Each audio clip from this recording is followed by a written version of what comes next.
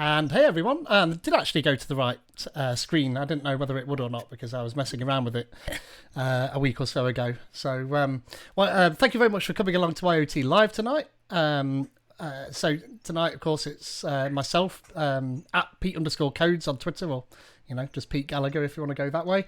And then to my right, we've got Cliff Aegis. Hey, Cliff. And then Maria Anastasia on the opposite side of the screen. So. Keep an eye on the audio for us if you are. There we are. First time chat from viewer. How is that the first time chat? Because I'm pretty sure that you've. Yeah, exactly. So I'm not quite sure. Something has reset itself, hasn't it, somewhere? So maybe because we haven't streamed in a while. Yeah, maybe. Yeah, I'm not entirely sure why it's saying that. But either way. So thank you very much for coming along. Keep an eye on the audio for us because I was saying just off the stream there a second ago that last time we did this, my streaming laptop decided that it was going to be a bit laggy and it sounded as though I was talking over the top of everybody, which I assure you I wasn't. I wouldn't be allowed to get away with that. Just make sure that in the chat, if it's not quite doing what we expect it to do, then do just let us know. So actually tonight what we're going to be having a look at is this. So if I just I need to switch across to the right camera, that, and if I put that on there, then there we are. So we should see the re-terminal, the seed. They've got many E's in their seed. I'd like to know what the origin of that is and why it's seed. I would as well, actually. But apparently there's a German band called Seed as well, spelt the exact same way. So I found out this weekend. So I'm not entirely sure what all that's about. You can start with explaining how you managed to get a Seed read terminal. Oh yeah, well, as me and Maria Anastasia didn't get one. Yeah. More annoyingly is what you've got to point out. Special. It was a recommendation from a chap at Microsoft. Actually, he'd been approached by somebody at Seed because they wanted blog creating on how they could get Octopi or an Octoprint onto this re-terminal and use it as a display device as well as just the Pi part. So, if you weren't aware, if you've got something like a 3D printer like the Ender Pro that you can't quite see, it's just off my feed over here. If you've got something like that, then you can hook up a Raspberry Pi to it via the serial port. Well, it's a USB serial port. And use a fantastic open source tool. Yeah, there we are. Fantastic open source tool called Octoprint. And there's an Octopi version specifically for the Raspberry Pi. One of the good things that it lets you do is that you can remotely upload the 3D files that you want it to print. Ordinarily, you'd have to have an SD card or something else to be able to get those files on there, and this bypasses that requirement, which is one of the main things I like about it. It also allows you to have a camera pointing at the print bed, and you can download the Octopi Octoprint app onto your phone and monitor your printers doing their printing things. Yes. But my Octopi doesn't seem to be happy at the moment, so I'm reburning it. I started doing it earlier, but I didn't get time to finish it. So hence it's not plugged in, but it's normally plugged into my printers over here. Yeah, exactly. The chap at Microsoft whose name escapes me sadly, but I'll figure that out in a minute. He didn't have time to do it, so he passed it over to me, and very kindly the folks at Seed sent me across a free device here to get going with that. So I've actually had it for about a week, but I've been away on holiday at various points, and I've not had a chance to actually do much with it. But I thought we'd have a special IoT Live tonight to have a go at unboxing it and having a look what it does. So before I upset myself any further, I'm actually going to just tell you who those two very kind people were. West Disc Golf is complaining my audio is very quiet, so I've just turned it up a little bit. I'm not sure if that's better or if it's something that needs to be turned up at Pete's end. Yeah, I might need to do something like that. Possibly. Now, it looks like as well that my screen is in blue light saving mode. Yellow screen. It's in blue light saving mode, isn't it? So let me fix that too. I've got like a million things I need to fix. This is all, of course, why you came along to this feed, isn't it? Is to watch things like that. So if I check that, look, like there we go. Look. You like to learn. Oh, now everything's gone massive There we go. shade of white. So there's that, and all that settings to do is tell you it's bedtime. yeah, pretty much that. Yeah, stop looking at the screen, dude. So what you can see on the screen actually is information about the reterminal. And actually, I didn't mean to do that, but it's an Azure certified device. So some of these devices you can partner up with Microsoft, and you can pass some certification that says that this works well with Azure, and that's quite useful. So things like IoT Edge, for instance, is what this is talking about, really. So they've already done that, which is nice. So just before I go into that, let me just get my messages up. So it's Serena Liang is the person at Seed who I've been speaking to, who very kindly sent me this device.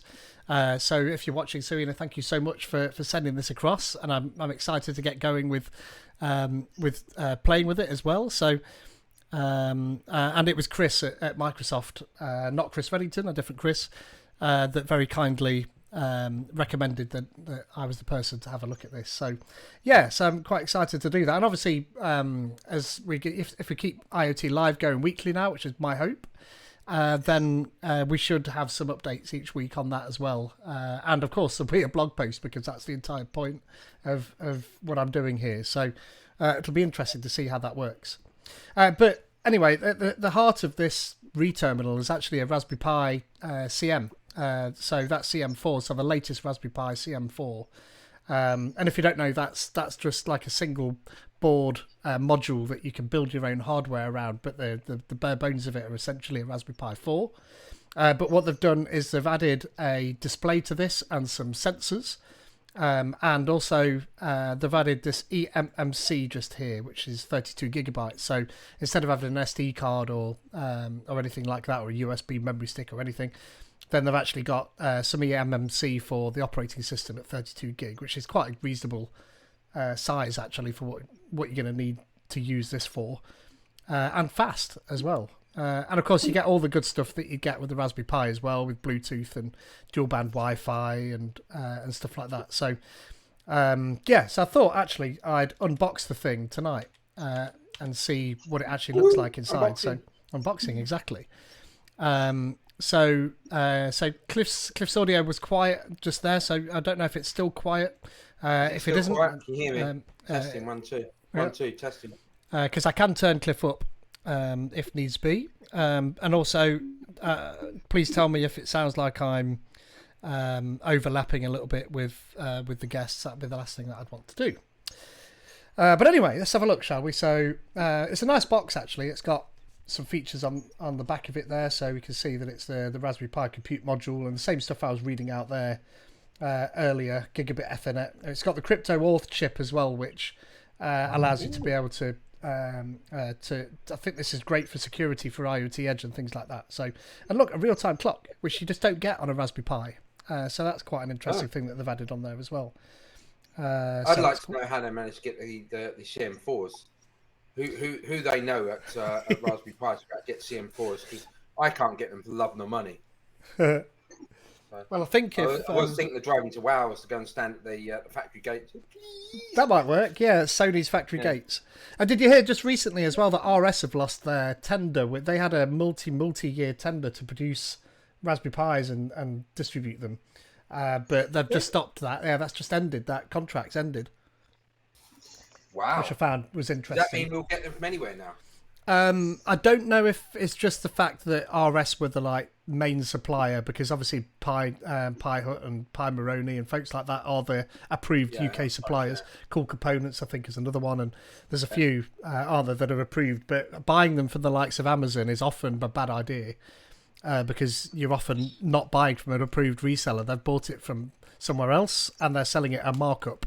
So, oh look, who doesn't like sticker swag? So. What's that got on it? It's got loads of things on it. Upside down. Upside down, Pete. There you go. Is that better? Yeah, that's better. I can read it now. It says Seed Studios. There we go. Yeah. Yeah. So see, and a load of little icons. Cool. Which I can't read the writing on that. I've got no hope. Even if I was to sort of move it up to there, I'm not sure we could do it. So anyway, so I'm going to pull this out of there. And so I've got the device itself, but the obligatory silica gel. Yep. And don't chuck it away. That's what you put in the box with the 3D printed stuff. Exactly. Let's put your filament in there. And actually, I've got a news article about that coming up. Yeah. And then a screwdriver, which is good, and some screws. I think this Visa mounts, so I think that's probably what these are for, actually. Although they don't look like Visa mount screws, there's a few different screws in there. It's hard to see. There we are. Look, there you can see. So we can get rid of that because nothing else in the box hiding, is there? Don't think so. But that's a good point because sometimes they hide stuff underneath these things, don't they? But no, looks like it's nice and empty. I like this actually. It feels nicely designed, even just as though it's a plain box. It does feel as though somebody's. I couldn't tell you unless they sent me one, a Marina Anastasia one. We could comment. Yeah, that's fair. Comment. I think maybe that's aimed at you, Serena, if you're listening. I'll put in a good word for you. I can't get that to go back in there now. It won't go back in, so I'm not going to. So, moving on, we have the rest of it. Well, that's upside down. No, that way up. So there it is. So this is the touch screen and display. What did it say that display res was? 720 by 1280. So actually, it's not too bad. 720p. How big is that? It's like, I'm just trying to visualize how big it is with something that like we'll know what the length is. So there's a pen. So that's quite a cute little display, isn't it? Yeah, it's nice. Yeah, it looks good. Yeah, that's quite a nice little display actually. I like that. There's the tear off here, but just underneath that tear off is two little holes. I don't know if you can see them. Just there, two little holes. I'm not entirely sure what they're for. You see them? Might not be able to see that. Microphone? Maybe. Yeah, it's going to be almost impossible to see. Maybe like that, but yeah, there are. Not sure what they are. And there's some function buttons. And... Or it could be holes so that the BME 280 later. If it is, I don't want one. You can keep it. Yeah, just chuck it away. So that's that. Then we got power, and then system, and then STA and USR. So I don't know what any of those do, but I'm guessing one is the LED for the disk activity. That's power, and I'm not sure what STA, maybe status, and USR. I guess we'll find these out. That little dot of a thing there, that looks like that is a reset hole, maybe. So I think that's what that's for. Yep. That's pretty cool. So if you're into photography or tripods at all, that's what that is. So that's a tripod hole screw there, so that you can actually attach it to the top of a tripod, which is quite useful. Quite like that. And then side on, we have pretty much what you'd get then on a Raspberry Pi, just about 2 out of the 4 USB ports, the full gigabit LAN. And then that's a single HDMI. And I tell you what, I reckon I'm going to need something in a little bit, which I'll have to go and grab. And then a power connector. So that's great. And you'll see off the side, I've already planned ahead for that. So I'll be able to plug that in a second, but I'm not going to do it yet. And then on the back, I think they're probably Visa compatible, at least 2 of them. Screw holes there. And then some bits. Re-terminal, make a cool device, it says. By Seed. And then on actually there, not sure what that is underneath. No, I thought it was going to be, but it's not. It's vertical, and I've got a feeling actually all that is to let any moisture out, because on the side we've got the standard 40-pin GPIO pin header, and then looks like actually there's not sure what that is. See that? Not sure what that is. And that's another button, and I'm not sure what that button does either. But we'll find all these things out because we'll look at a manual. Amazingly, we'll look at a manual. Interestingly, there's like a mirror copy of that same hole there, so I don't know if it was just easier for them to make it like that. But either way, that's what that is. So yeah, so should we plug it in, see what it does? Yeah, why not? What I was saying about what I think I'm going to need in a little bit is a keyboard. Yeah. Because although this will work as a mouse, the touchscreen, it won't have a keyboard. So we'll see what we can do about that. You know how much power it draws? No idea, but we can look on that as well. Right, so I'm going to turn this on over here.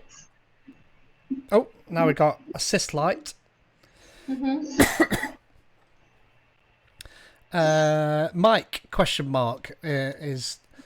I think West East Golf is talking about the two little holes. Oh, yes. Well, possibly, yeah. Yeah. I accidentally spilt a bit of my drink and now I'm covering myself in it. Oh, look. That booty quick. Yeah, it seemed to be. And that's, again, that EMMC is giving us that. I'm trying to make it so it's a bit less overexposed. See, I have to put my hand in there to make it do. Tell you what I can do. Go on, get the focus right. Go on, you can do it.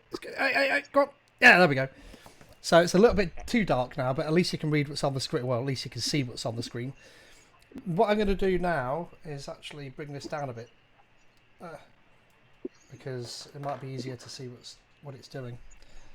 There we go. Maybe just about see what that's doing now.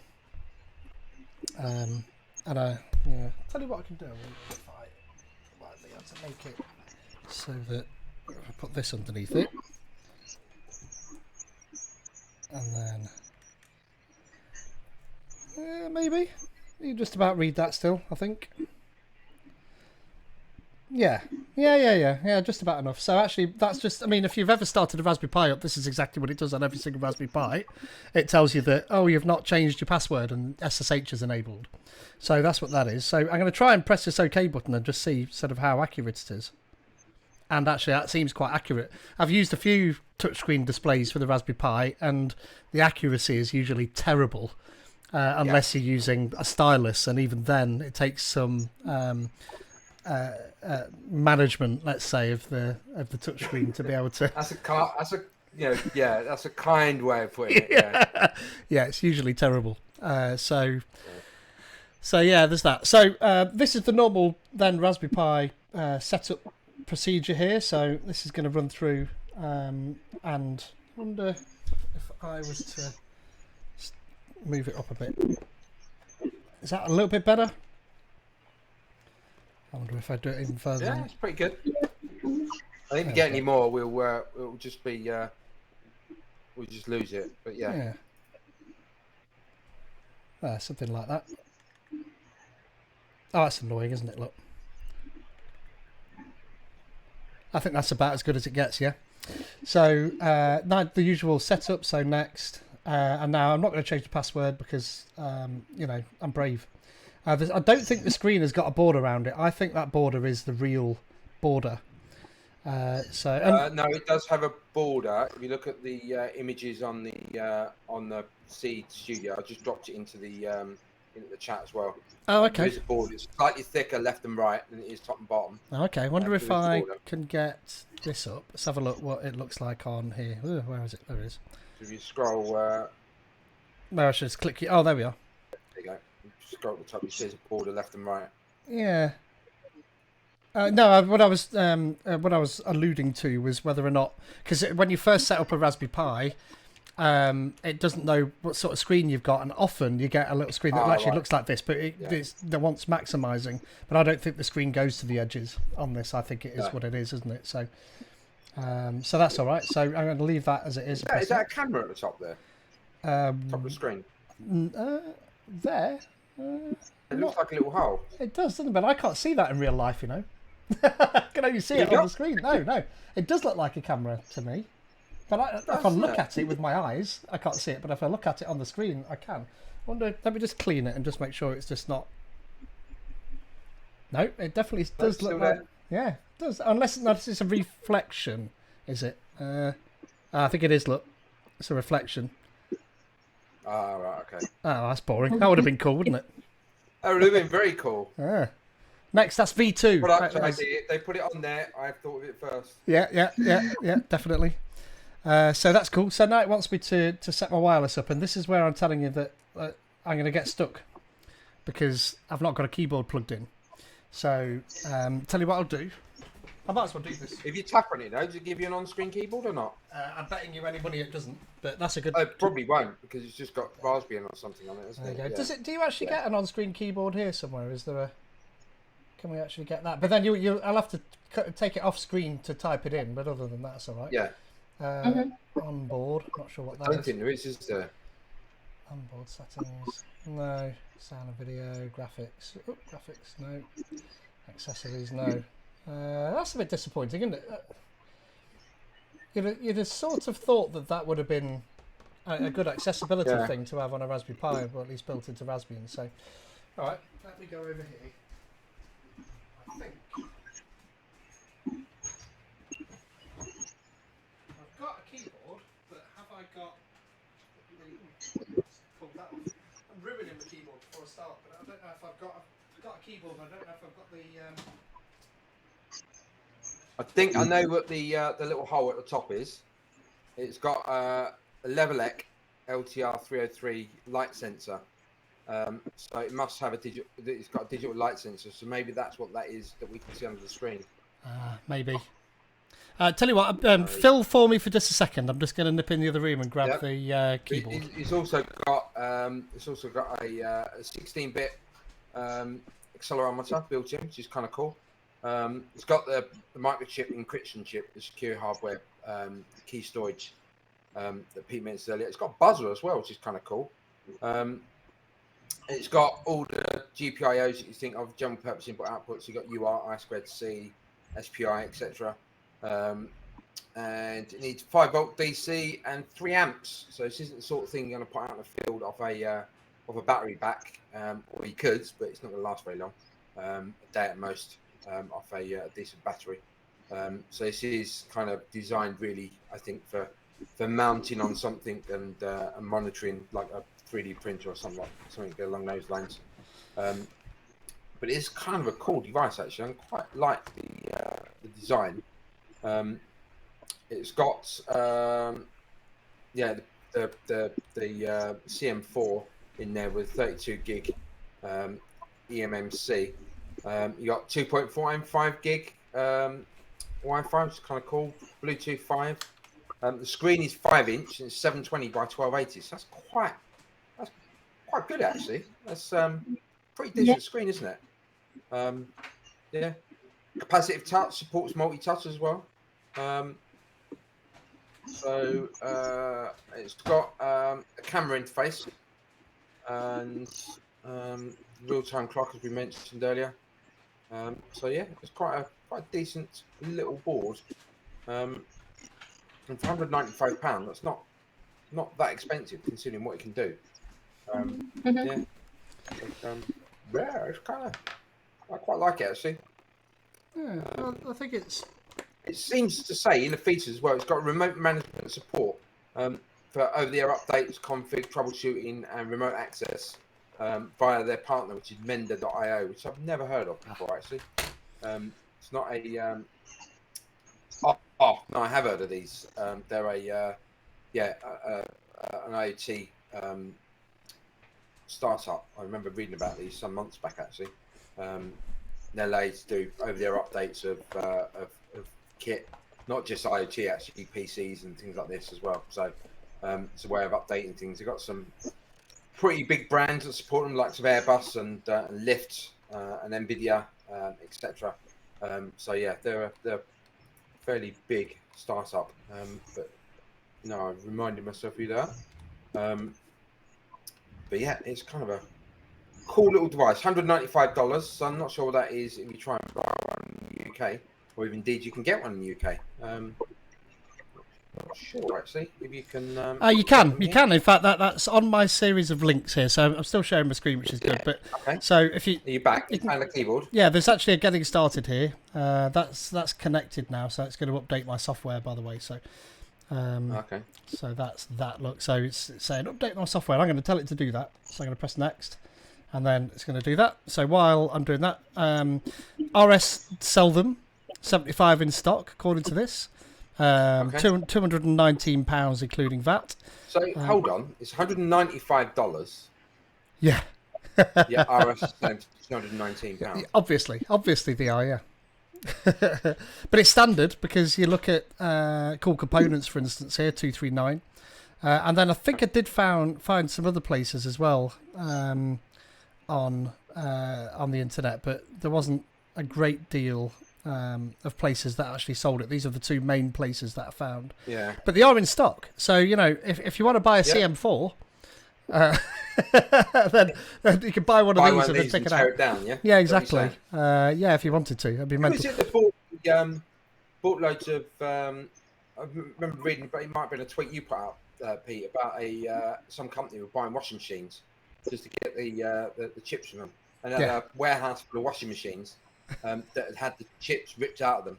And no, it wasn't. It was on the Empower, which is an awesome podcast all about IoT. And on there, they were saying this company had bought all these German washing machines, ripping the chips out, and their plan was that they can carry on producing the kit that they make, and then when the chips come back into stock, they're going to put the chips back in the washing machines and sell the washing machines. It meant they could carry on production. So they've got this warehouse full of washing machines missing the chips, desoldering all these chips. I mean, the efforts people are going to just to get chips to put in things. Yeah. If you've not heard of Empower, it's an awesome podcast. I'm sure I've mentioned it before. Really, really good. I quite enjoy it. Happy days. I like it. I'm just trying to get this to... I do quite like it. I can't get it to be exposed much more than that. That's going to take ages. So I just wanted to show that's downloading those updates. And this is standard. So this is just normal Raspberry Pi stuff we're seeing here, which is nice to see. So if I flick back to this page, we can actually look at the getting started. So that's that same device. Look, there we are. I tell you what, I like it. It looks nice. It's somebody's thought about the aesthetics and they've made it look nice. Which is not the norm for IoT devices, is it? No. Normally, IoT devices are designed to be hidden in a cupboard somewhere. Yeah, designed by me, you know. Kids with crayons. Yeah, pretty much that. So more about exactly what it's doing here and what it's about. So I think that looks on the screen. It looks like that's font's big enough. So if it's not, then shout in the text. By the way, this getting started is here, and also that previous page just about the reterminal. I've got a bit.ly for that one, which is just there. And I tell you what, I'll put it on the screen as well. So that is the original. The buttons. Yeah. And then this one is what we've got now on the screen. I mustn't forget to do this because it's not helping folks if I'm not going to do that.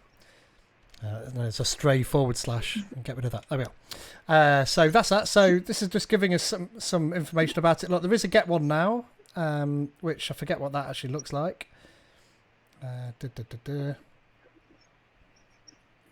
This PC isn't actually doing anything other than sharing its screen to the other machine over there, and yet, even so, and with antivirus disabled, it still seems to be quite slow. So I don't know what its problem is today. It's just doing that, so it's fine. It can do that. So scrolling down, 195. So it looks like you can actually buy it from a bunch of places here, but I guess these are going to be American. Well, you can buy it from CN Warehouse or nowhere. This. I think they've just released this high-speed expansion board. I don't even know what that is, so I was going to have a look at. You click on it. What does it show? Yeah. It looks like something I'd design. Yeah. God knows what that is. So that has got an edge connector on it. But I didn't remember. Well, there is, and in fact, I'm just going to flick back to my camera, and it's because it's hidden underneath this. There, look. There you go. Yeah, so. And that'll be what those two. That will be. Yeah. So not Visa mounts after all, but actually all to do with that particular device. So, what does it say it is? Expansion board supports DC jack, power over Ethernet, UPS, gigabit Ethernet, which is already on there anyway, LTE, LoRaWAN, 485 and 235, CAN and SATA 2. CAN bus. 100 quid. It's not cheap. Also add some other things, look. Which is, look at that. Nice. Oh man, the lower air and temperature humidity sensor, $50. Well, I don't know. The fact that it's LoRaWAN, that makes it good though, yeah? Yeah.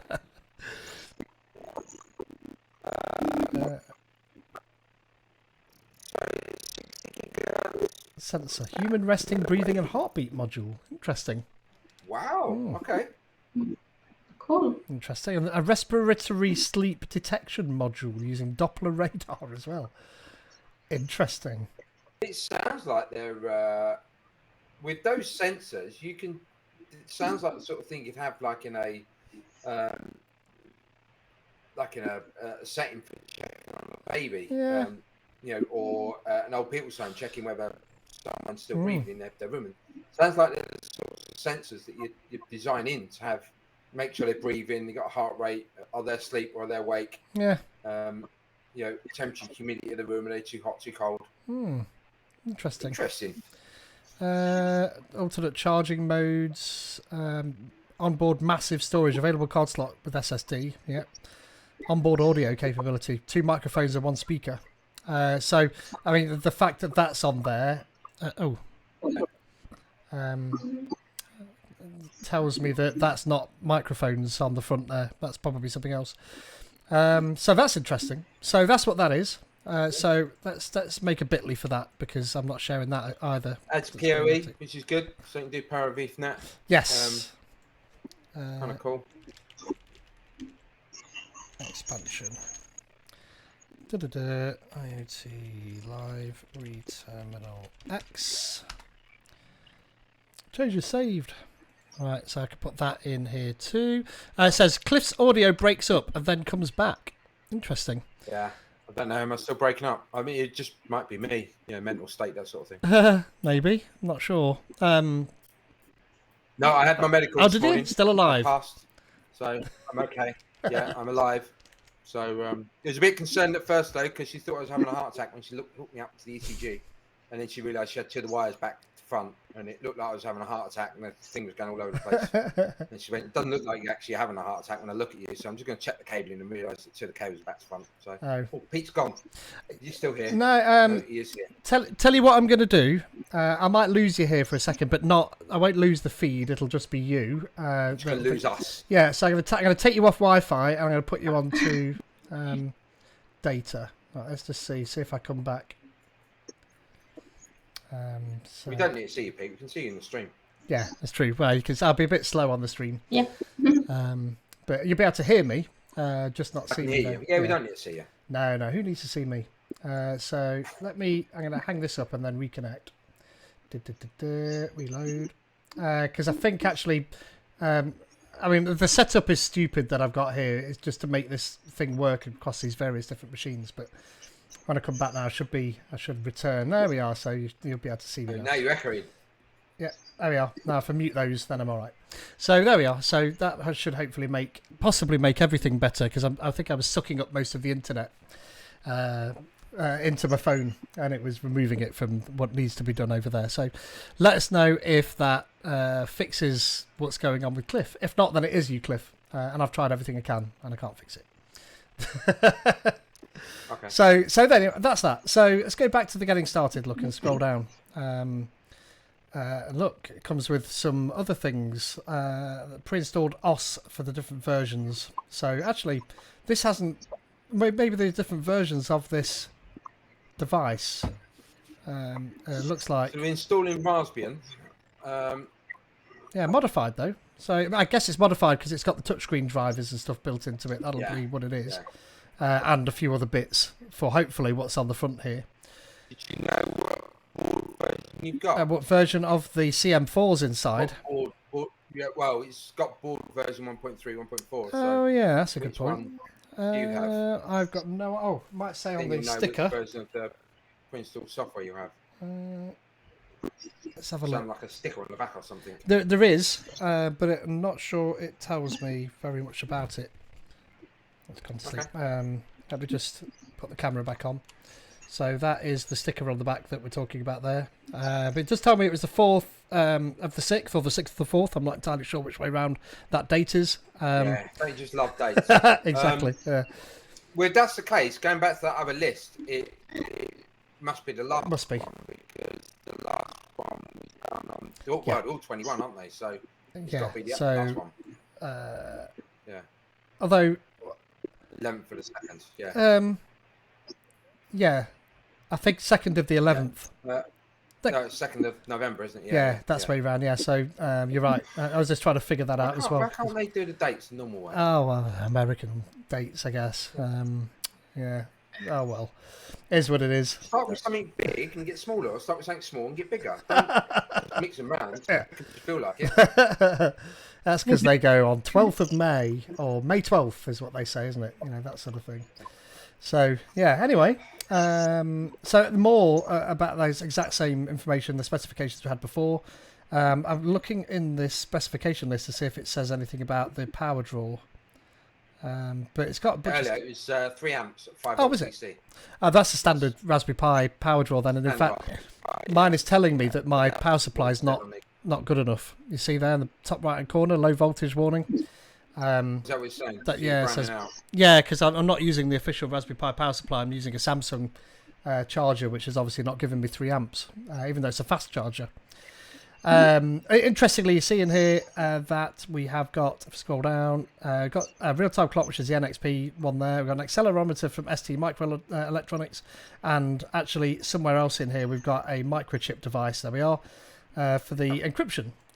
So lots of different manufacturers' pieces inside this. And the light sensor we talked about earlier, which is what we think is behind the glass when you running off earlier. Yeah, quite possibly. Digital light sensor.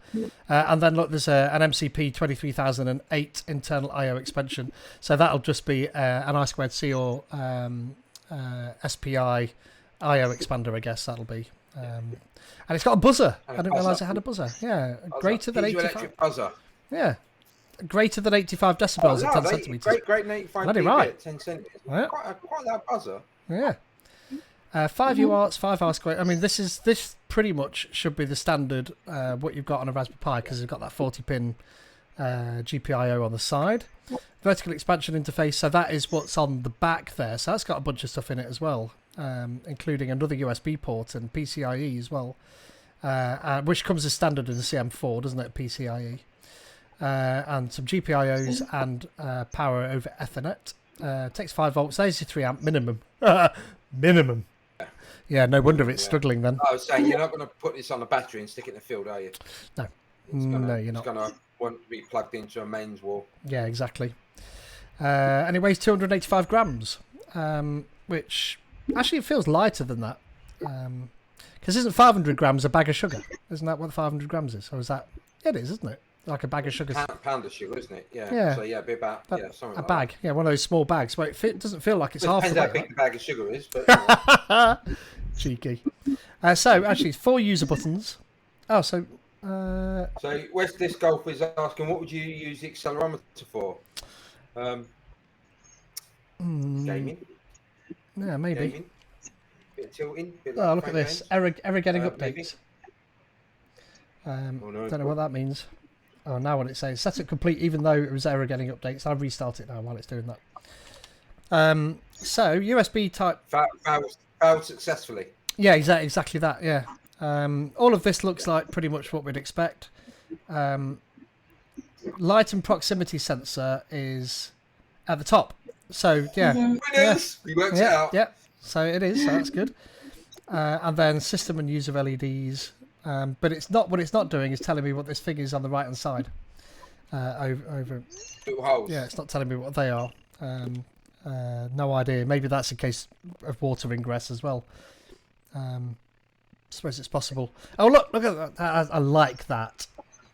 So CM4 screwed down onto this board. So it fits into, this has got a standard edge connector the CM4 has, and that's what you designed all your boards around if you're using a CM4.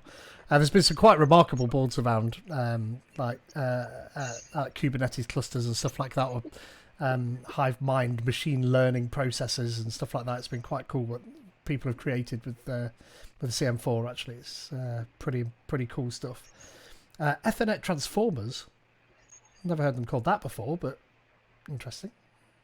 4 gig of RAM, accelerometer, light sensor, Yeah, I don't see temperature and humidity in there, so you're all right. You're all right. No. Yeah, it's good.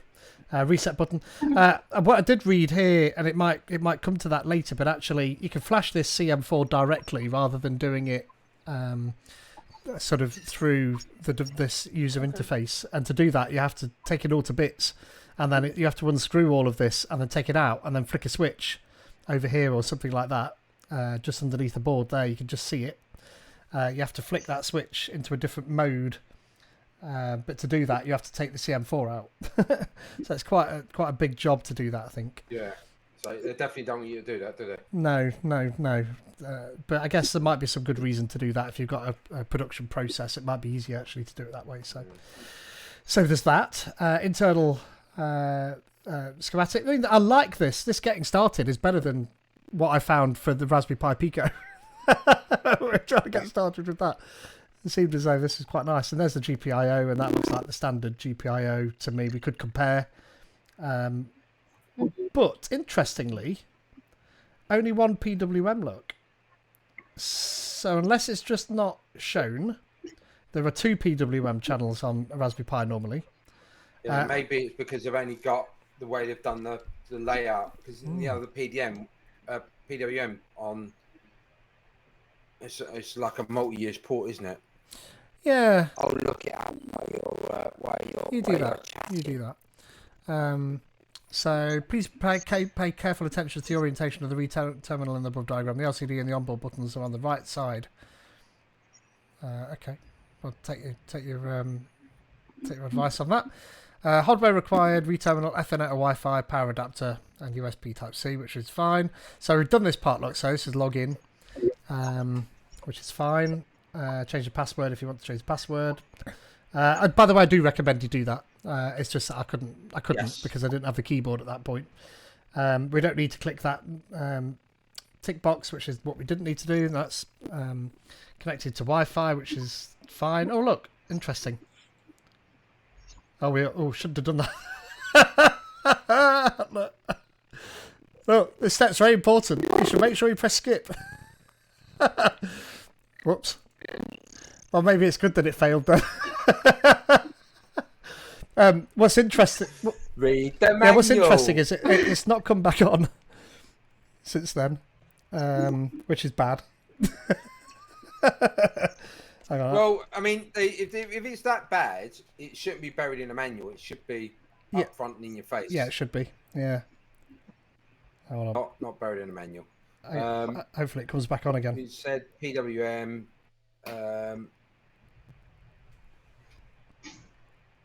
Oh, I have the menu in front of me. Yeah. See, PWM 0 is on GPIO 18, and PWM 1 Is on GPO 19. So I'm not sure if that matches your. PWM 1 is on pin 30.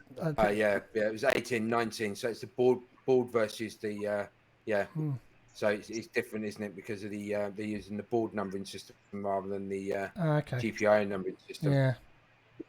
Oh, I don't know. Anyhow, all right. Anyway, you can use software PWM if you use .NET. We know this. You can. Just make sure you put it into high accuracy timer mode. Otherwise, it doesn't work properly. Ask us how we know. Yeah. So finally press done, which is what we did. So thankfully, actually, it didn't seem to break anything, at least not yet. By the way, that must have been the link that I clicked before about that wiki about how you want to update the software. We'll look at that in a bit. Finally press done, and the button on the top left corner can be used to turn on the reterminal after shutting down the software. I did actually press that button and it didn't come on, so I may have broke something. We'll see. Look, you can always connect to an HDMI if you want to, but it feels like that ruins the whole purpose of what we're doing here.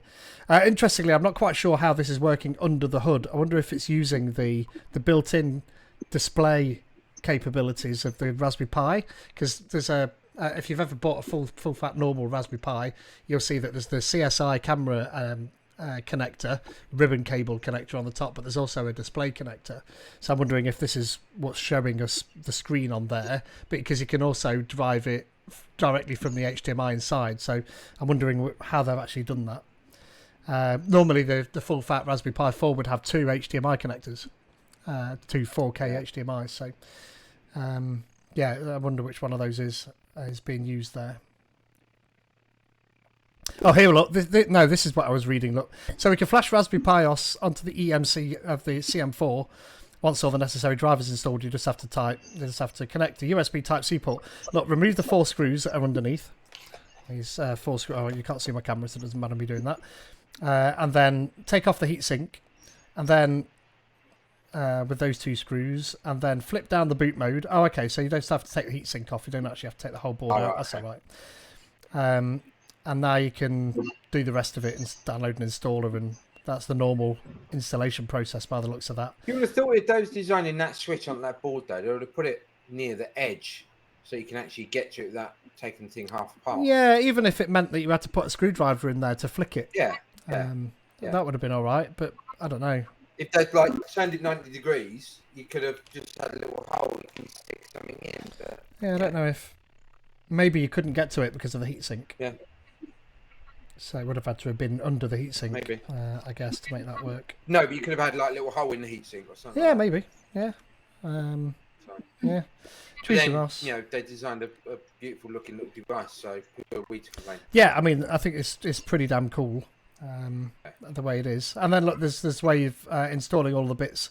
So USB boot, libUSB, RPi boot, and a few other things. So that's how you go about actually flashing it yourself. Command prompts. What's this? Oh, that's Raspberry, which is fine. Yeah.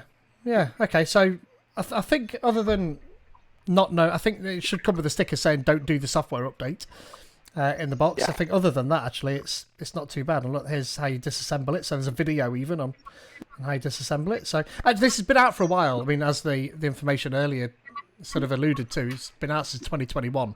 So I am quite late in getting to this device. But I don't feel bad about that because it's had long enough now to bed in, and all the firmware's been updated, and there should be less bugs. So I'm all right with that. Found the Pi 4 numbering, the command module 4, compute module 4 numbering, and GPIO 1 is on pin 33 or GPIO 23. Do you mean PWM? PWM 1 is on board pin 33. Oh, okay, so that would have been USB DP. Look, that's why then. Yeah, that's why they're using it for something else. Yeah, they're using it for the USB. And then I'm assuming PWM 0 is on 32, just like it is labelled on there. So that makes sense. I'll put the link in the chat in case anyone else wants to check it out. So yeah, very good. So I mean, I don't see much. There's something else on there. There's you can't quite see that, or I can't quite see it. But see here, there's a reterminal home. So actually, what's that? Let's have a look. Is it going to load? I don't know if I double clicked it or not. Oh, now it is because that sys light's flashing. Ooh, look at that. Oh, it's giving me the versions and everything. So you have got build version 1.6. Ah, but 1.8 is the latest one, isn't it? Oh no, was that just the chip? What was that? Let's have a look. Scroll up. It was on this page, wasn't it? There we are. Oh, so I've got this version. Look, probably firmware. The firmware version. Oh yeah. Board version 1.6. Board version, and then you got board version 1.6, but the firmware has not been updated, has it? Because it failed. Well, that was the Raspberry, and it was updating, not the firmware. Yeah, so. Okay, I thought it was updating the firmware. But that 1.8 is actually this STM32 software. So yeah, it looks like I'm on the latest version of that. But the STM32 is being used for the Bluetooth and Wi-Fi, isn't it? So. Yeah. So shall we just start pressing these and see what they do? Dashboard. You're not on camera yet. Oh, sorry. Yeah, you're right. Look at that. Oh, we like that. Ah, that's good. Can you drill into these? No. It is very nice. And there's some more stuff here. So what's that do? Oh, there's a light sensor. Oh, that's a light sensor in the accelerometer and the buttons and the touch panel. So pressing cover it up. Right. So see what we can do. Light sensor at the top. Oh, yeah, it works. Is that so? You can use it as a Yeah. like distance sensor, like a crude distance sensor. You sort of depends on where your light's coming from, but Yeah, yeah, I it suppose. will affect the light. It's interesting, and then the Yeah. accelerometer should. Yeah, it does, and that's fast as well, isn't it? Yeah. Mm. And then we should be able to press these buttons, and look, it tells you the buttons have been pressed. Awesome. That's really, I like that. That's really nice. That's a really, really cool little device. Yeah. And then what's this? Yeah. What's that one? We get that to work? Oh, robot arms. Look. Robots. I really don't know what that's Factory. for. There must be Is be that- something. Setting up to connect to. It looks like it's to set up to connect to the cloud and stuff like that. Yeah, it does to me as well. HMI configuration example. Human machine interface HMI, by the way. What's this do? Camera. Oh, no, that must be the. West Disc Golf is saying he's loving the. What does this do? For his discovery. You could read the manual, but then why read the manual? Yeah, More fun to just click around. exactly. So VNC. So I'm going to turn that on actually. Yep. And then LCD backlight. I'm going to turn the camera on, but I don't think there's a camera. I think that's just a camera interface, isn't it? Yes. And then SSH. You can turn the SSH off if you don't want to SSH into it. I will keep it on because Obviously, for security, you turn it off unless you really, really needed to SSH in. yeah. Now, often these don't work unless you reboot it, so I'm going to reboot it. But anyway, look, I think we've probably gone as far as we need to with that deep dive, voyage of discovery, as you've quite rightly said there. I like that. I mean, to be fair, I quite like doing those things in front of folks because certainly as we proved with the Pico, I think there was some stuff that could have been improved on with our voyage of discovery. Yes. It didn't feel as easy as it could have been, hence the reason why I created that blog post to help some other folks. But either way, right, what am I sharing? I'm sharing my screen. That's fine. So there's a GitHub repo here with some Python stuff in it, Python library that lets you use the onboard hardware for the reterminal. I don't know what a reterminal bridge is. What's that? Wasn't the bridge the other box? No, that was the high. Oh no, it is. But it was called a high speed something or other, wasn't it? Yeah, It's the bridge, isn't it? yeah. I think you're right. Yeah. Because it had all the other things on it, didn't it? Like the Power Ethernet and that sort of stuff. I like finding typos. Reterminal. Oh, fan. Not got a fan in it. Oh, that's the box. Fan and all Yeah, that's sorts. the box. Yeah, so that's quite cool. So that's what that is. And then so you can install this Python reterminal stuff, and then you can use LEDs test, which is the LEDs on the board there, buzzer tests. So that's quite cool. So you can actually get going with Python using this. Tell you what it won't have is any .NET libraries. So, or maybe there's not, although it's been out for a year. So I suppose it's now possible somebody has made some .NET libraries for it. But Couldn't you use just the normal .NET library? Because that runs on the Pi anyway. doesn't you'll be it? able to do some of 6. it. Yeah, some of it. But like this stuff you won't, because there's no RS485 on the regular Pi and fan and stuff like that. So a lot of that control won't be there. That'll be PWM probably, that fan, won't it? Likely. Yeah. Yeah. So there'll be a fair amount that it won't do. What's that? RS485. Well, there's your Canvas. first blog post. Can you get .NET to run on it? Yeah, well, most certainly be able to get it to run. Beat Hanselman. Yeah. Hey, did you see that he was over at, I think, in Switzerland at the moment at a conference over there, and John Romero was speaking at it. I love John Romero. If you don't know who he is, he created Doom and Quake. So those first FPSs, first-person shooters. I've listened to his talks a few times, and actually, just before COVID, we were in the process of getting him over to speak in person at .NET Knots, and then COVID happened, and so that scuppered that whole thing. So I'm hoping that I'll go back to him now that he's travelling by the looks of it and organise it. The downside was that they wanted £1,000 for him to speak. Which is sort of understandable because it's 2 days actually because he lives in Ireland. I think he lives in Galway. I love Galway. In fact, did you not used to live in Galway? I Cliff. did Yes, for a year and a yes. half. Yeah, there you go. Yeah, it's always fantastic, especially in the summer where you go up and down that main street with all the bars and everyone spills out into the streets drinking beer. Yeah. Such a great atmosphere. Yeah. Anyway, we digress. So for him to come over, it's not just a day trip; it's overnight. So it's like 2 days' work. So actually, contractor rates, that's about right. Actually, it's half the contractor rates. So we were trying to work out stuff as COVID happened, and then COVID happened, so that all failed. But hopefully we will go back to that, because it would be quite cool to get John Romero across to talk. He's a very interesting guy. So that's interesting. So that's some more stuff about Seed Studio. That's where you can buy it at RS. Tell you what I'll do, in case you're interested, let me make a bit.ly. And my PC is saying, oh, I really can't cope. Because of all the tabs. Yeah, probably. Yeah. I tell you what I'm going to do. I'm going to make it easier on it. I'm going to close the camera because that does actually take up some space in the background. There we are. So that's gone. So this is the Re-Terminal RS.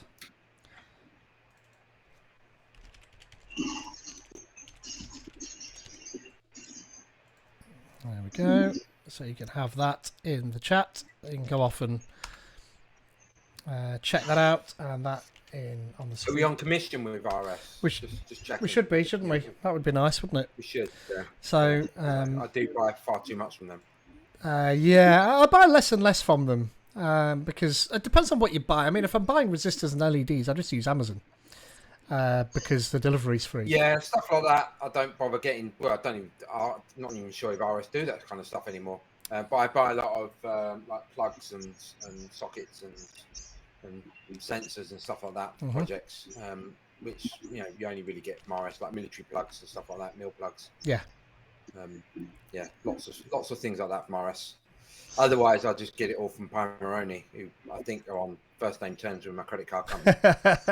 Yeah, likewise. So yeah. Oh look, how do you update the STM32? If you want to do that, then there's some information here in the FAQ. I'm not shortening that. This might just about fit. Oh no, it won't. It will overflow, but you'll get the idea. Dash FAQ. So that's that. And then moving on to some Twitter stuff. This isn't IoT, but today I got my first Archimedes. I had a friend who had an Archimedes when I was a child.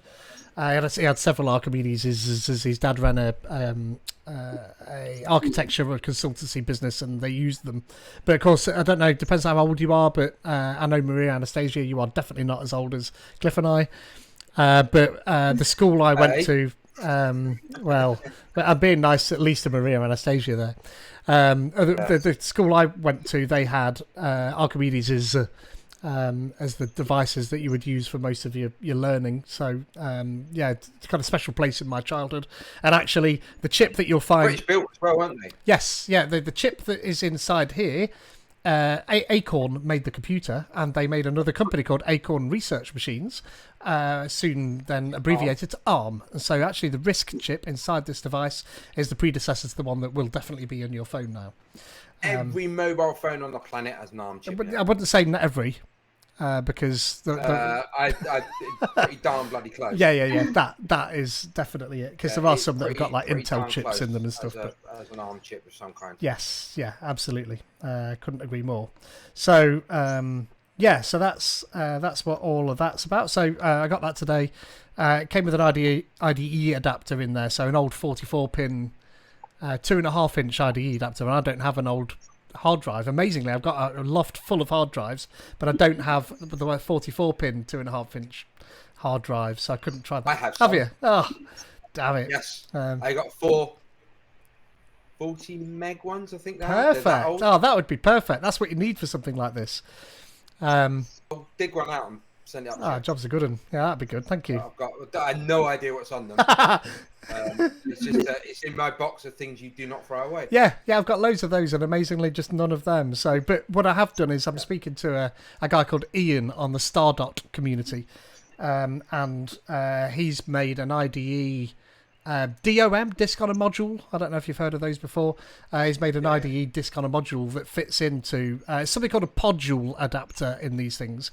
But they're amazingly advanced actually for their day. I mean, this got a proper VGA port on the back of this thing, and which is what I've connected that monitor to up there. And and I had it repaired by a company called Mutant Caterpillar Games, who are based in Wales. And Ian Gledhill has repaired it for me, and it was absolutely awesome. It didn't cost a great deal of money, so so that was cool. So moving on swiftly away from something that's not IoT, I've switched back to using my my own Pico Stream Deck that I made away from the Stream Deck that I used the last time, because for some reason that was just really slow and laggy. So every time I see anything that's got an RP2040 in it and keyboard, then it always just flags up to me. So this is a magnetic keyboard system based on the RP2040. So looks like it's got those little... I've seen it. Yeah, how cool is that? So it looks like you can have multiples of them and then just hook them together to have whatever you want in there. So yeah, that looks pretty... That had a seed logo on it as well. Oh, did it? Yeah, on there. Go up to the next picture. There you go. There you go. Oh, is it on there? No. There you go. That one. On the no, the one below. Oh, Image below. Top of the image below. There you go. Oh, that one. Too far again. Where are you going? which one? This one? There you Oh go. yeah, seed there. There, Yeah. there you go. Seed. We do need to find out why it's called seed. You need to find out why. So yeah, it's using the seed we know, RP2040. So so this is pretty cool. So I'm going to put the link to that one in there. Really, if I was mega organized, what I'd do is shorten all of these links before I started. But instead of that, I was putting my small child to bed. So I didn't. Yep. What is it called? Bay Block. Bay Block. There we are. Bay Block. Something like that. There we are. So I can put that on the screen and you can see that. So that's what that one is. So that's pretty cool. I liked that. There are 3 Bay Block 20 modules, and the first is a 20-key macro pad. So, so I quite like that. That was quite cool. It does look really cool, actually. I do like it. Business. Not really business, but there's a new version of IoT Edge, the LTS version. So, 1.4, and it's got a few extra bits in it. So you can now clean up your unused Docker images, which is just, I forget what it is, it's Docker RM dash something or other, isn't it? To remove your unused Docker images. You can pass a custom payload to DPS on provisioning. So I don't quite know what that's about. Wonder what that is, actually. Why would you do that? Maybe it's a way of...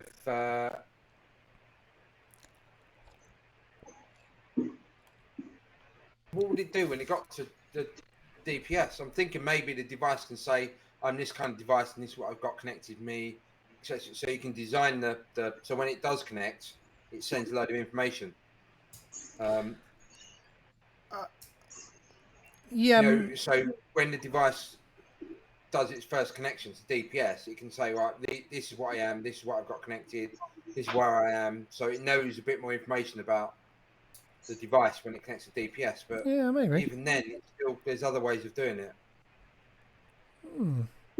Yeah, I don't know what might say something about it. Transfer payloads between devices. Sometimes DPS needs more data from devices to properly provision them. Maybe it could have some chip on there that reports a serial number and it knows what to do with that, or I don't know, or maybe I'm thinking when the device manufacturer makes it, it's like, well, this one's got these extra bits, that one's got that extra bit, and then when you plug it in, it reports what kind of device it is. It sounds backwards. My head wouldn't want you to do it that way. My head would say you configure the device from the cloud and you tell the device what it should be doing. The device ought not to know anything. No, I'm thinking about not what device should be doing, what device the hardware has. Yeah. Oh, what hardware the device has, you mean, yeah. Yeah, so what it has, what it's got connected to it, that sort of thing. But even then, there's different ways of doing that. So, well, it looks like it could just work that way around. DPS returns data to the device as well, so it looks like it can pass forwards and backwards information when it registers. So that just kind of skips a step, doesn't it? But you don't have to now monitor for when a device and go on that device lifecycle monitoring to be able to then send a device to cloud or cloud to device message. So I suppose it simplifies some of that onboarding there. So that's interesting. So this is the IoT Edge. So come on, let's be consistent. I wish it was faster to create Bitleys though, because actually it's quite slow. So I don't think I'm going to do this anymore. IoT Edge 1.4.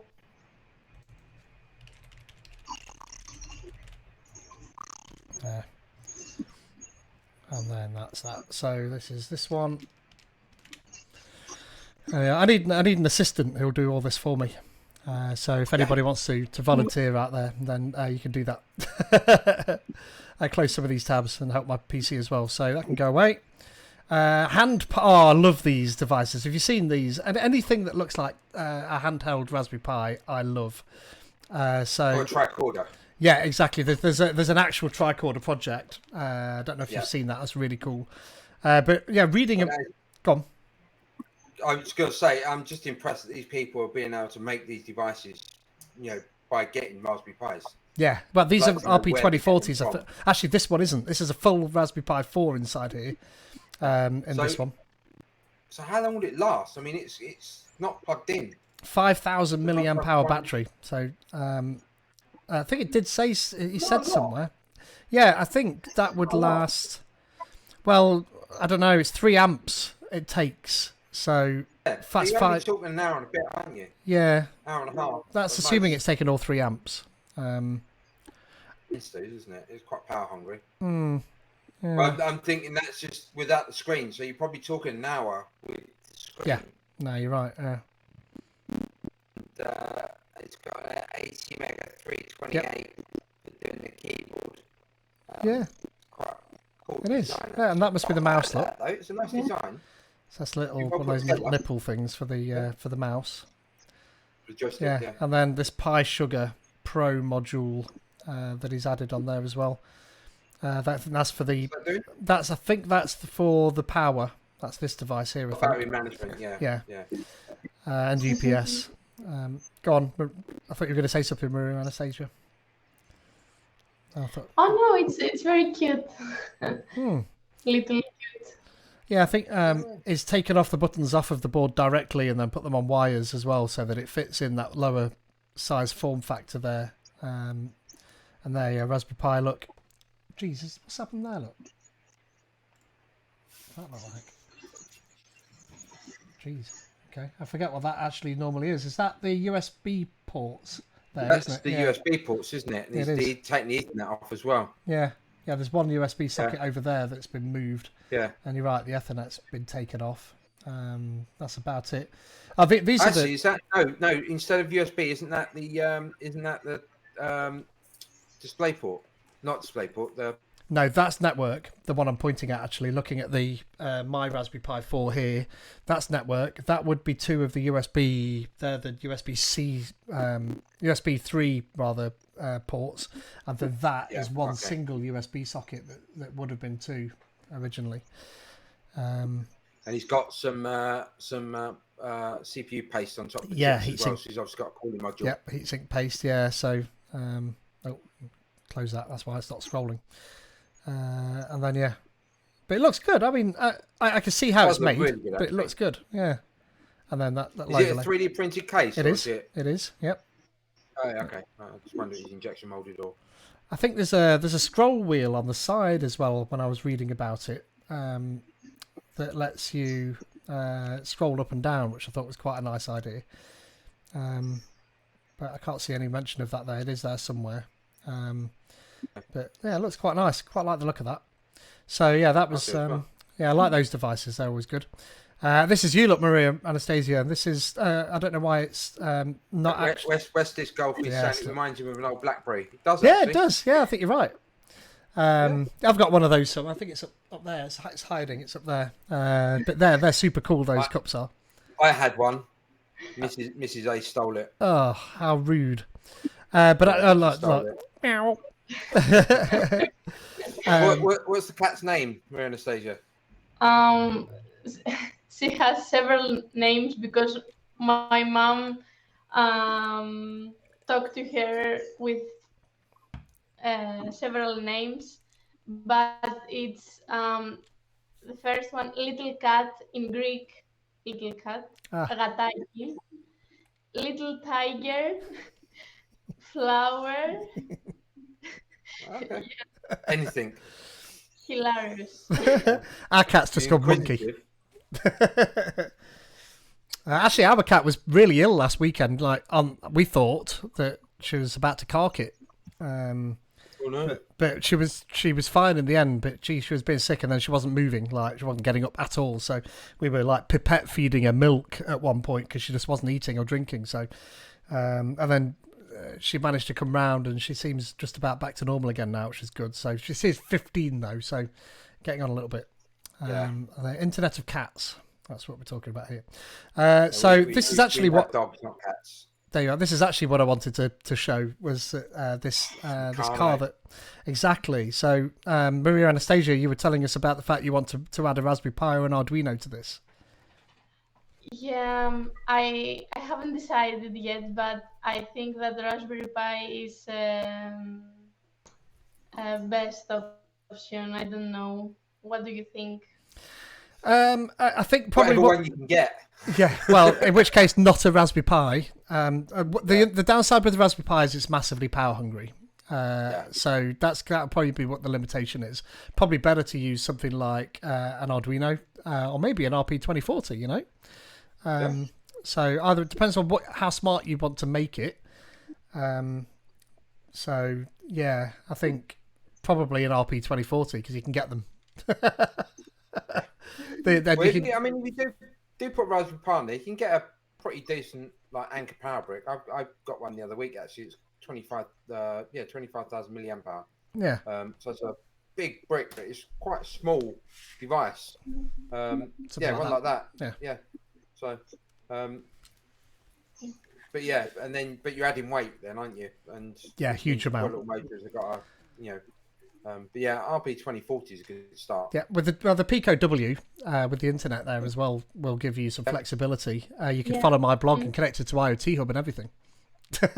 And I could write a Maui app to connect to it and control it. Okay. And I could put a solar panel in the upper. Yeah, on the top. Yeah. Mm-hmm. On the top. Yeah. Yeah. Perfect. Very cool. Yeah. We like it. Yeah. You'll have to show us your build once you're done, Maria. Anastasia. Bring it along to the next week, next Tuesday. Yes, definitely. Finished, all shiny and ready. I'm going to see if I can give my. I see this one. I did like this one. I'm doing some work with a Raspberry Pi and a camera at the moment. Oh, are you? I did see this and thought, I did think it looked kind of cool. Yeah, these HQ lenses. I put all of them into my basket when they were first released, and then I realised how much my basket was going to cost me, and then I took them all back out again. But I would like, because some people have made some absolutely fantastic projects out of them. Astrophotography being one of them that I really like, which you can then do with this. So yeah, I like this sort of stuff. So HQ camera review and stuff like that. So yeah, these builds that I've seen, and again, let me just pop. I'm just going to pop this in here. I'm just going to turn off my link over there because it's not going to be up to date anymore. But I'm going to put it in the chat. So that's it. I like them. That's pretty cool. I tend to follow Hackster and Tom's Hardware and a lot of these sites because they find all these gems. And they appear on my Google newsfeed. See, I do it a slightly different way, Pete. I just follow you and let you filter out all the crap, and then just see the good stuff. Yeah, that'll work. Yeah. Saves me hours. Wake up in the morning and Pete's already been there. He's filtered through all the chaff, and all we got left is good stuff. Yeah, well, good. And we tend to like the same thing, so I don't need to look because you've done it for me. Yeah. You can follow me at Pete_codes. It's all good. So that's my hack. Life hack. I like that. That's good. That's a good life hack to have. I highly recommend that. Costs you nothing. It's a free hack, that one. So this is quite cool. So Pi-powered security for the modern maker. So they've gone and produced QR codes that let you unlock gates and doors. I mean, it sounds, I don't know, I didn't actually read what this thing did in any detail, but it sounds like that's not very secure to me. But users can generate QR codes to unlock the door or gate using a mobile phone application. They can then QR code, blah, blah, blah. Anyone needs to access the lock, which is great, until the whole internet gets your QR code, and then everyone can come in.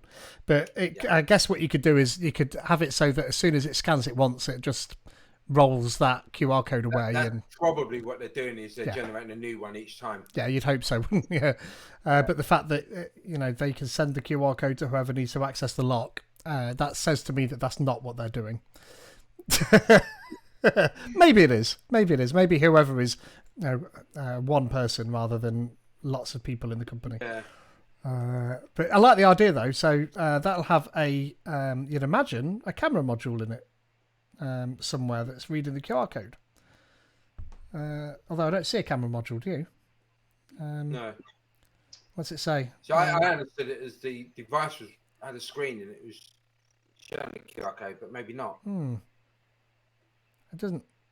Projects demonstrated the team uses Raspberry Pi, a motion sensor, a CMD QR scanner, a CM2D QR scanner. So the CMD is like a infrared scanner. West Disc Golf has said the exact same thing. I guess you could have a one-time usage, maybe for people with access Airbnb type places or something to access key vaults. Exactly. So I mean, with it being electronic like that with a screen, then you could just roll it. It's fine. So I see what you're saying, West Disc Golf. So you send the QR code out to the phone, and once it's been used, it can't be used again. That's what you're saying. Yeah, that worked. Yeah. I think that's quite cool. There are plans to update the system to be compatible with another microcontroller, the ESP32, to save money and add flexibility. Absolutely, I agree with that. We do love the and ESP make it work from a battery rather than needing be plugged into the wall. Yeah, exactly. So that sounds. Cool. I like that. It's quite a cool little project that is. Share screen to an RGB panel with the Pi Pico W. Look, see now we're starting to get lots of these blog posts now about the Pico W. But look, that what do they call that? That cat. There's a name for that cat. I forget what it's called now. But no idea. I forget what it is. But either way, it looks that there's a representation of what that's supposed to be just there anyway. From MicroPython. Previously used WebSockets to transmit it over Wi-Fi. Look at that. The available MicroPython WebSockets implementation didn't leave enough RAM for the rest of the code. Holy cow. Ooh. Okay. Interesting. So, that looked quite cool. Actually, I'm just going to play that video and have a look what that says.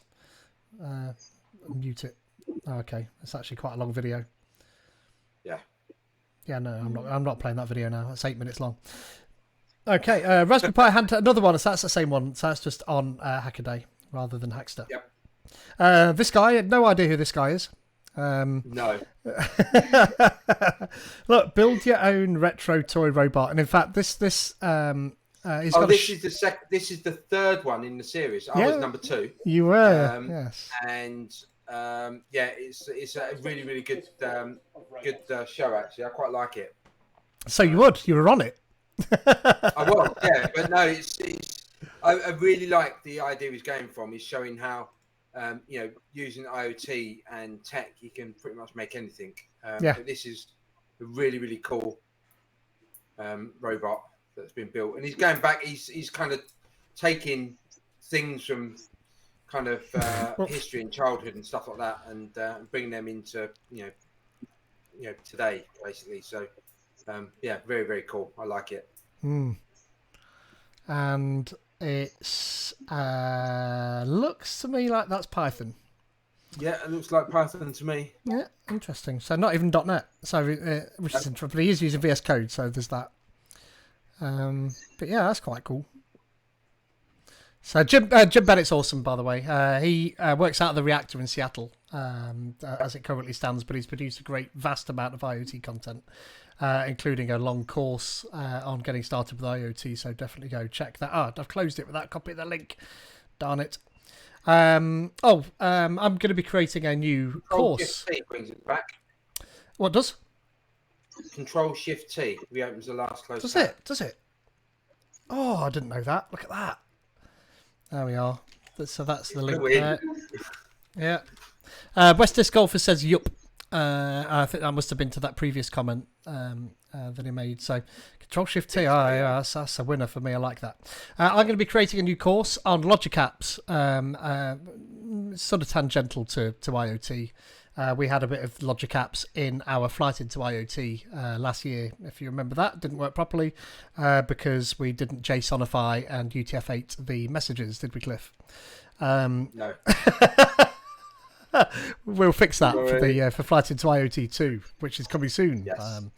But either way, I needed to figure out a good idea for the course, because what I wanted to do was have many different things. Cause, I don't know if you've ever used Logic Apps out there, but it's super flexible. It's Cliff, I think. Was it you that said, Cliff? It's basically the Azure equivalent of IFTTT. Yes. You know, it's a graphical, more powerful version of if this then that. So one single example for Logic Apps isn't going to show you a great deal. Designed for office type people that got no programming experience to be able to build something, to do something without needs being a coder. Yes. You know, that's I like it actually, and I've used it a few different times. But actually, I've used it mainly in the IoT space. And interestingly, it looks like my followers are the same, because when I asked what should I choose as my single source of example, IoT message processing was the top response, which I found interesting. But when I thought about it, well, you're going to be following me for IoT stuff, so I guess the folks are going to be responding with IoT to that. But the comments and comments elsewhere as well said that something like attachments from emails is saving them to blob with unique names. That when I started looking at that, there was actually a blog post that helped you run through that sort of an example. It wasn't very up to date, but I managed to get it to work, and actually it demonstrated quite a few good things, and it needed to be a good business case. IoT, it's a great use case, but actually really all it's about is processing a message. Whereas there's a few different processes involved in this, and there's more that you can do to it as well. So I went with that. So coming sometime perhaps towards the end of this year, you'll have a new, well, it's Pluralsight, but it's A Cloud Guru is the name of the company that they bought I'll be doing that course through. So it would be Pluralsight, but either way, that's what that is. So I wanted to plug that, but it was IoT tangential. Look, promise. There was something that was IoT in there. I voted for IoT message. There you go then. Yeah.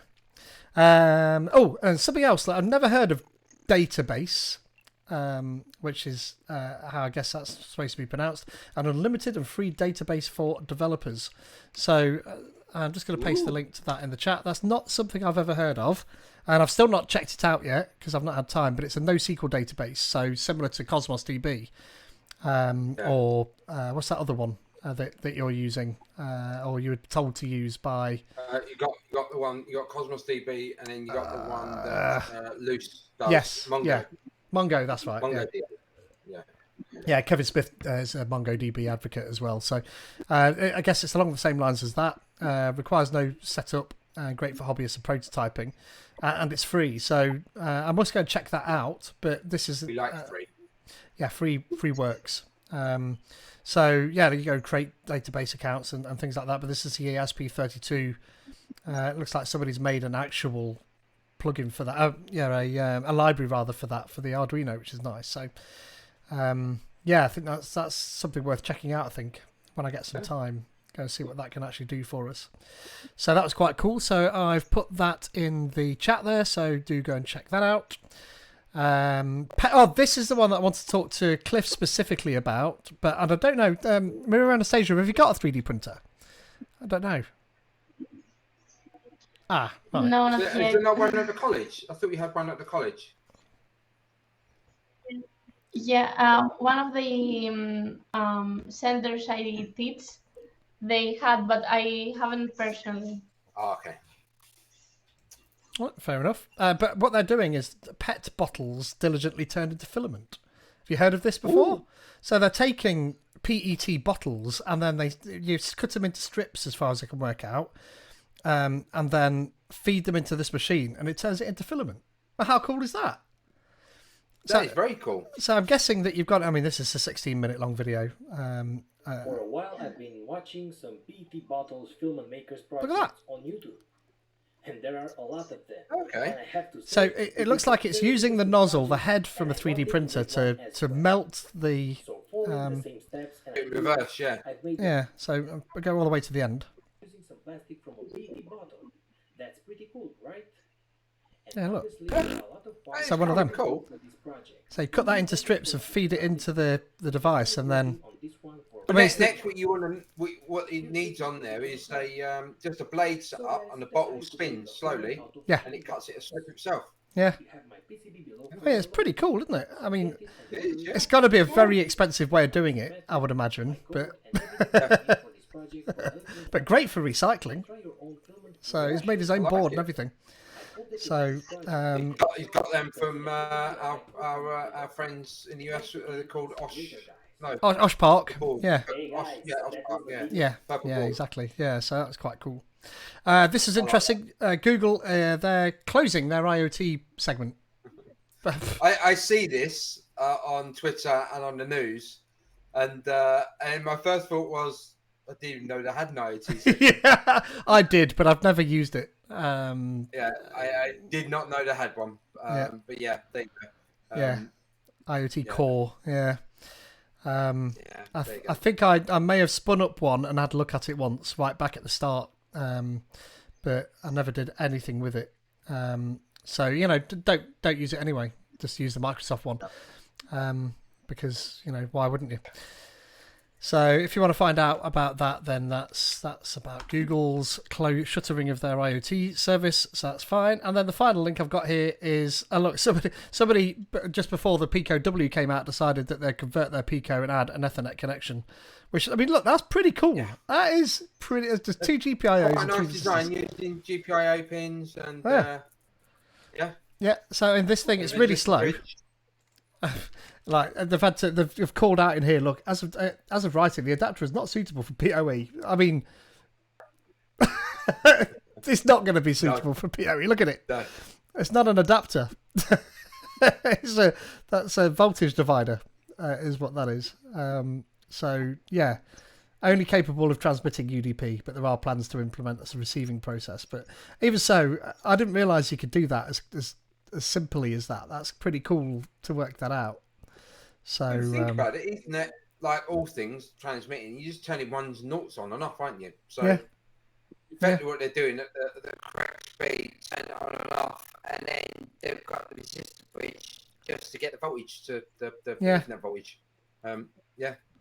Yeah, you need all the packet headers and formatting and CLCs and stuff like that. Yeah, to but make it again, work it's as just well. ones and noughts, isn't it? Yeah. So if you Yeah. know if you know the format, you can just turn your GPIO pin on and off at the right format. Mm-hmm. Yeah, the GitHub is available just there. Oh, look, that's Cool probably project. short I like enough that that one. I can put that on the screen. Look for the GitHub. There you go. That's just about short enough. So yeah, add waveforms for commercial network devices. Don't know what that is. But yeah, I think that's pretty cool. I like that Ethernet packet example look. Yeah, there you go. Yeah, so all of that like FFFFFFFF at the start, which is probably a timing thing. Ethernet physical layer waveform and stuff like that. Look at that. I mean, it's actually gone into quite a level of detail here. Pulse transformer. It's this smacks to me as if it's a college project of some kind. Maybe, but it's a pretty cool one if it is. Ah. Yeah, college Project to do something wacky. It's where a lot of these wacky ideas come from. Is a college project to get an A in Yeah. electronics or whatever. Yeah, that'll work. But no, it's quite impressive. I like that a lot. Good. So there you go. So that was the Restream, the Seed Studio Restream. Restream. I keep calling it We like Restream. that. Reterminal. In my head, I keep calling it Restream because there's a site, isn't it? Restream. But yeah, we like the Reterminal. That seems really cool. So watch this space and watch my blog and watch my What Twitter. are you going to build, Pete? That's the Octopi. Are you going to do the fork. Octopi with the camera on the screen? I think what I'll do is, for the most part, actually, the OctoPi install will be exactly the same because it's a Pi. But what will be different is that I'll load up a browser automatically and see if I can put it in kiosk mode, and I'll fork the website so that it works on the screen.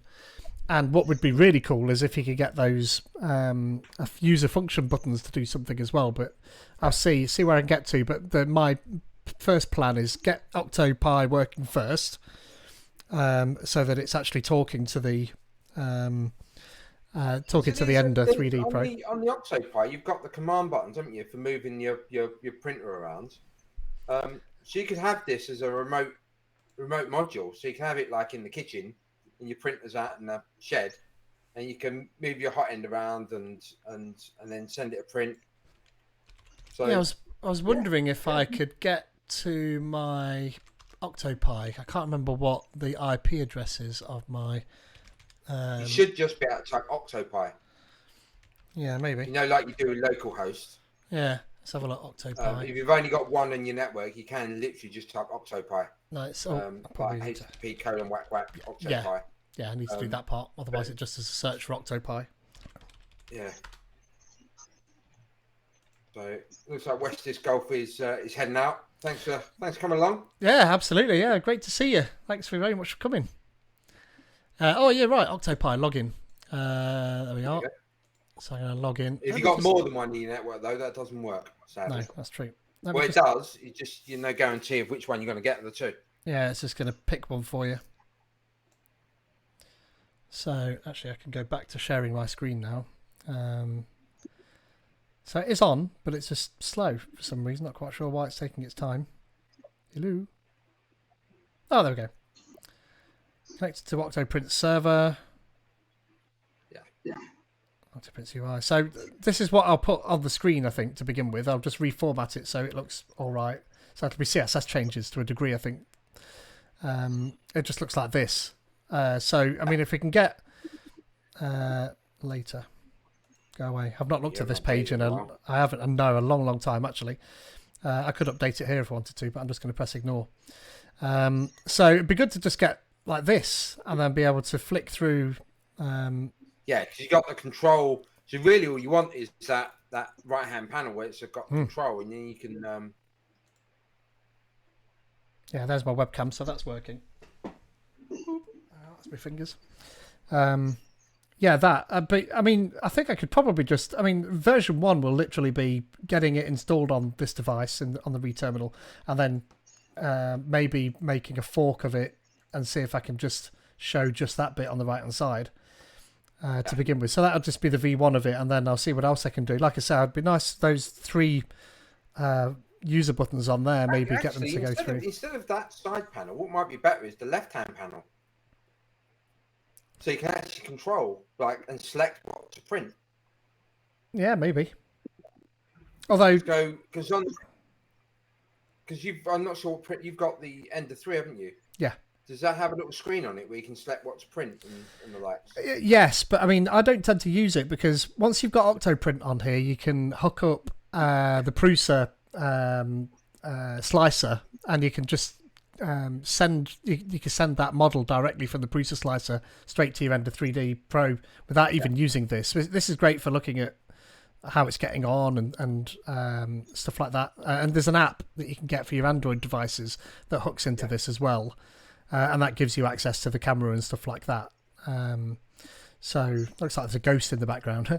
It doesn't. Actually, we were taking passport photos, and so I brought down the projector screen and put that in front of that over there. It's not a ghost, don't worry.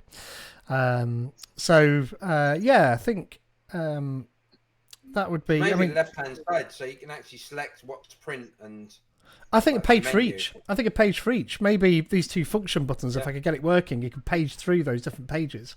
That'd be pretty cool, wouldn't it? So you'd start out. I think you'd start out with this because I think most people don't use this. Well, at least I don't think people use this. I think people are going straight from a slicer. But the fact you've said that tells me perhaps you don't, Cliff. No, I use it quite a bit actually for printing files that are on my because I don't load it direct to the Prusa. I load it into Octoprint. Right. And then when I want to print something, I can just go from my office, which is nowhere near the printers. Yeah. And I can go into Octoprint and actually print that from that printer. Okay, that's a good idea. So I use it quite a bit. See, we got the files list underneath. I use that quite a lot to select the files I want and manage what's on the printer. Mm. Yeah, So, that's fair. Yeah. So I only upload to my Raspberry Pi rather than uploading to the SD card. Mm. Right. So there you go. SD card and the printers don't tend to have much on them. No, likewise. Everything's on here. I mean, it communicates over serial to the Ender 3D or in your case, a Prusa, to be able to do this. So it's an amazing piece of kit, and absolutely, if you've got a 3D printer, go do this if you can find a Raspberry Pi. But yes, I think if I can have multiple pages, you don't need a good one. I think the one I've been using, this is a 3B, I think. Same as mine. Yeah, I've got a 3B. Yep. It doesn't need to be a 4. Not even that. It's a Raspberry Pi Model B+. Oh, geez, really? That old. Right. That might be quite slow then. Yeah, it's very, very slow. But it's only serial comms, so probably you can do it. 116K or whatever that works out to be. The This fastest interface is a bit slow, but other than that, it does the job. That's quite cool. So yeah, I think splitting all of this lot up into individual screens that I could page through is my plan with this device. So I've not thought it any further forward than that. But yeah, it'd be quite cool, I think, to have a proper screen on the front, if nothing else. So yeah, that's the plan. Really good. Right, now I am really concerned because it's now 22:35, which means it's actually 12:35 for Maria Anastasia. And every time it gets late like this, I feel really bad. So thank you so much for staying awake with us, Maria Anastasia. You've been awesome as always. And thanks to Cliff as well. We're looking for your little electric car next week. Yes. On the stream. Absolutely. Thanks to everybody who's come along and watched this, and thanks to those folks that are rewatching this on YouTube later on. Please do follow IoT. Yes. We're on YouTube. We're on YouTube. Yeah. Okay. Cool. Yeah. Hit the ding button and everything else. Yeah, we're on the Azurish Live YouTube channel. You'll find us on there. There's a special playlist that when I get round to it, I add all of the IoT Live stuff to the playlist in there. So you'll find that there. Follow us on Twitter at IoT Live. Follow myself on Twitter at Pete_codes. And then you can say your own. Yeah, exactly. So down below us. it is. So at Clifford Aegis, and at Maria Moo _7. For Maria Anastasia. So thank you so much again, and we'll catch you hopefully next week. I don't see you. Do you reckon next week? Are you both around next week? Yeah. Why not? Yeah. Let's go for it. Oh, by the way, congrats to everyone on this call for their renewals on the MVP side. That's awesome news. Also, congrats to Cliff for haven't you just passed your exams to be able to move up to a different plane and a different sort of? There's no exams. I've got past them yet. Oh, have you? Okay. I've yet to start. Right. Yes. So it's not happened yet. But I'm going from flying the 787 long haul to flying the Airbus short haul. So I'll be binging around all over Europe. That's to move from the right hand seat as a senior first officer to the left hand seat as a captain. But I've yet to pass. So we're holding off on the champagne and celebrations just yet. Yeah. It's a tough course, and I've got that to worry about during October and November. Oh, very good. Yeah, I like it. So I may go a little bit quiet during those months. Yes. As I concentrate on getting that done. But I'll still be here. Tuesday evenings. Yeah. So, awesome. Yeah. Cool. Yeah. So yeah. So thank you very much, everybody, and we will catch you next week. See you later. Bye. Bye.